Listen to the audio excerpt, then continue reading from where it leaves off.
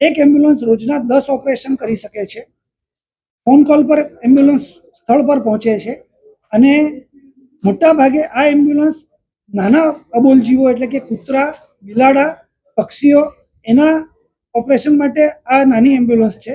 એનાથી મોટા પશુ આવે તો આપણે જે હાઇડ્રોલિક એમ્બ્યુલન્સ છે એમાં નજીકની પશુ હોસ્પિટલમાં લઈ જઈએ અને ત્યાં ઓપરેશન કરાવીએ. કે આ ટોલ ફ્રી નંબર જે છે અમદાવાદનો, એ ટોલ ફ્રી નંબર ઉપર આપ બધા આપના પાસે એ નંબર રાખો અને તમને ક્યાંય પણ કોઈ ઘાયલ બીમાર પશુ કે પક્ષી દેખાય તો આ નંબર ઉપર ફોન કરો. બનતી કોશિશ છે અમે વહેલામાં વહેલી તકે એમ્બ્યુલન્સ લઈને ત્યાં પહોંચશું અને ટ્રીટમેન્ટ કરશું.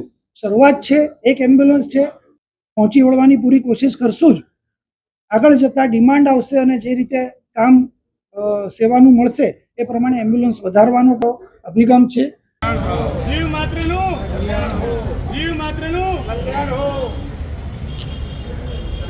પ્રણામ, આપ સૌનું સ્વાગત છે. આજે બહુ ખુશીની વાત છે.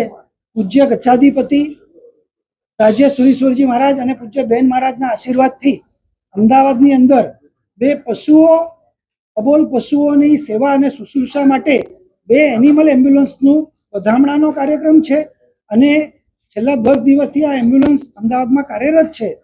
સ્થળ પર જઈ અને ત્યાં જ ચિકિત્સા થાય, ટ્રીટમેન્ટ થાય અને એની સેવા થાય એના માટે બે એમ્બ્યુલન્સ અમદાવાદની અંદર દાતાઓના સહકારથી એલજી આરોગ્ય કેન્દ્ર અને દિનેશ મોદી ચેરિટેબલ ટ્રસ્ટ તરફથી સમસ્ત મહાજનને અર્પણ કરવામાં આવી છે અને સમસ્ત મહાજન એની અંદર બીવીએસસી, ડૉક્ટર, ડ્રાઈવર અને એલઆઈ ઇન્સ્પેક્ટર 3 વ્યવસ્થા રાખી અને જ્યાં પણ અમને હેલ્પલાઇન ઉપર ફોન આવશે ત્યાં રૂબરૂ જઈ અને એની ટ્રીટમેન્ટ કરશે. એમ્બ્યુલન્સ સાથોસાથ આજે બીજો એક બહુ સુંદર વિષય છે. વિરમગામ પાંજરાપોળની 600 એકર ગૌચર ભૂમિ, એ ગૌચર ભૂમિને આખી વિકસિત કરવામાં આવી.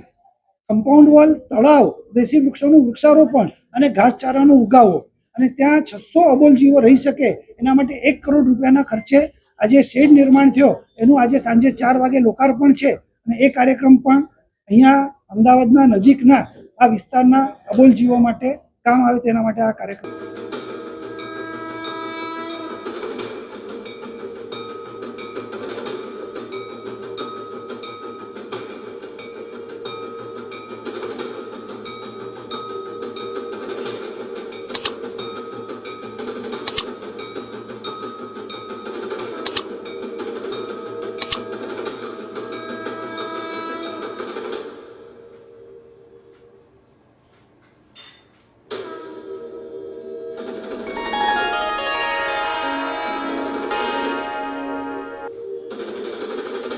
रिपोर्ट बाय अश्विन लिंबाचिया, भारत विरर, अमदावाद।